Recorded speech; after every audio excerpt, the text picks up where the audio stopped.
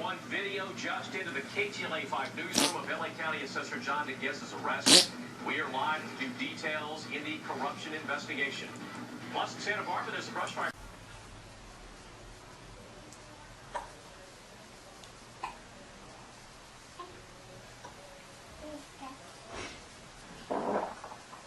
Wow.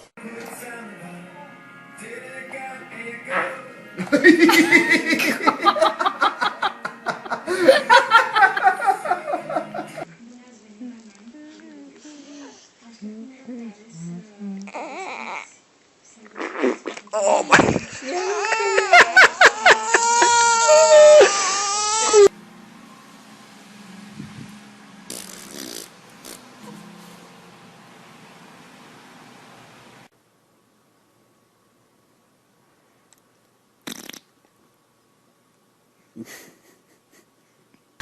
Smiley. Smiley. Smiley boy. Where's my smiley boy?